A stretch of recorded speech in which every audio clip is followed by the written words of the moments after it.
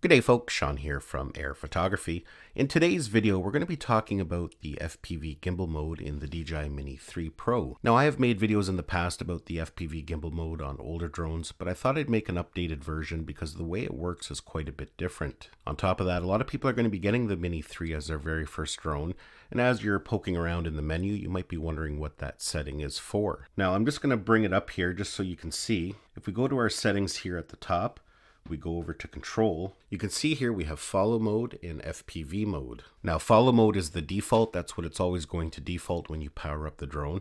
And for the most part, that's what you're always going to want to fly with. That's going to keep your horizon completely level. No matter how fast you're flying or which way the drone is moving, your horizon will always stay perfectly level. If you switch it over to FPV mode, basically the horizon is going to mimic that of if you're flying an FPV drone. The horizon is going to move up and down depending the way the aircraft is moving. And it also greatly depends on a combination of stick movements, and we're going to talk a little bit about that here in a second. Now, as mentioned, most of the time you're going to want to film in follow mode because that's going to give you nice cinematic smooth footage. But there are a couple reasons why you would want to film in FPV mode.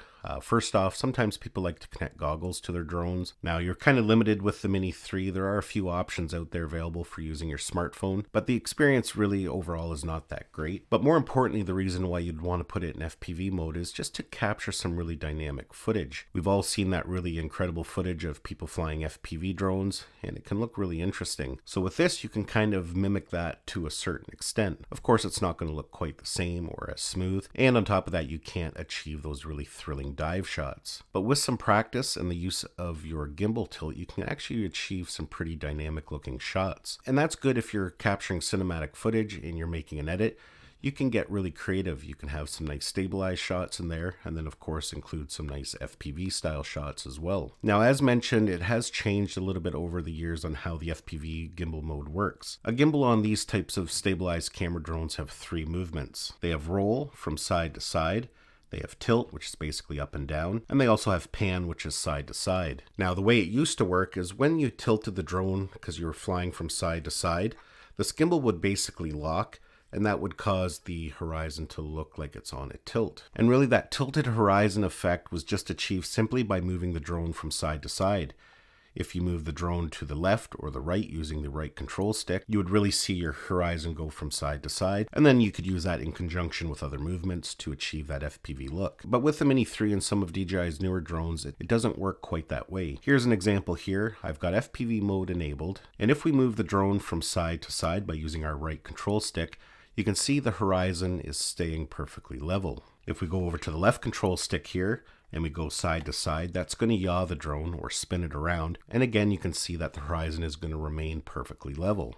We're not going to achieve that FPV look until we use a combination of both sticks. So what happens here is if we move the right control stick to the side, that's going to start getting the drone moving to the side. But the instant we add a little bit of yaw or rotation, you're going to notice that the drone is now going to have that FPV look. So as you fly around, you're going to use a combination of both sticks to achieve that look. And for the most part, it's just going to take time and practice to get it to look nice and smooth. Now, a couple interesting things to note here. If you push on that right control stick and then initiate a little bit of yaw, that's going to get the drone turning. But you can now let go of the sideways motion that will allow the drone to continue to turn while still maintaining that FPV look. However, if you let the stick go and then push it again, you're going to notice the drone is just going to spin normally. So it's just going to take some time and stick practice to get smooth and really understand how the movements work. Now, starting out, I would definitely recommend having it in cine mode. That will really allow you to get those movements down, and the footage is going to remain fairly smooth. If you try to do it in normal mode or sport mode to start, you're going to notice that it's probably going to look really jerky and not that good. Now, definitely once you've had some stick time under your belt and you really understand how the movements work, you can definitely put it into normal or sport mode and still make use of that FPV gimbal mode. And it's going to look really good because you're going to have some speed behind you as well. Now, if you are going to be flying in that FPV mode quite a bit, one thing you may want to consider is picking up a good set of ND filters.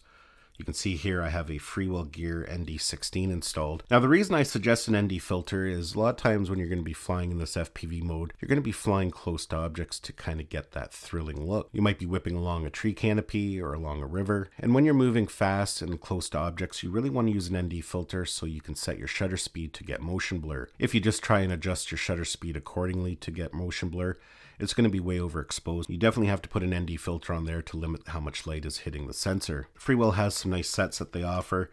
They have a straight up ND filter set, and of course they have another ND filter set that includes built-in polarizer. So if you want to help cut back on reflection and glare from things like buildings, water, even foliage, a set like this really works well.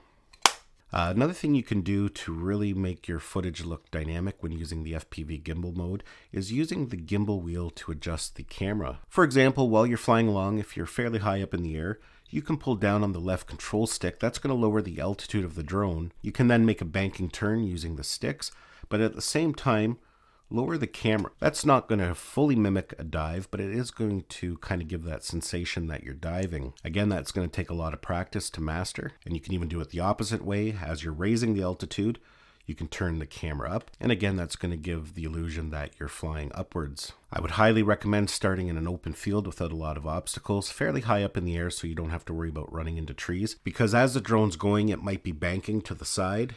And of course, some of these sensors may not pick up every obstacle because we don't have any sideways moving obstacle avoidance. So you do have to be careful. So just start out in an open field without a lot of obstacles and you shouldn't run into any problems. Now, lastly, before I go here, one little tidbit of information you might be interested to know is that you can use the FPV Gimbal mode when shooting in vertical. One nice feature of the Mini 3 Pro is that the camera turns vertically and it's great for shooting for social media. And when you're filming in vertical mode, you can make full use of that FPV Gimbal mode. So if you're a person who likes to upload to places like TikTok, Instagram Reels, or even YouTube Shorts, you can still capture that FPV style look for your social media channels. Anyways, folks, that's basically my video on the FPV Gimbal mode for the DJI Mini 3 Pro. Hopefully you enjoyed this video and got some value out of it. Give it a thumbs up if you did. It's always greatly appreciated. Don't forget to subscribe to our channel so you don't miss any of our upcoming videos, and we'll see you in the next one.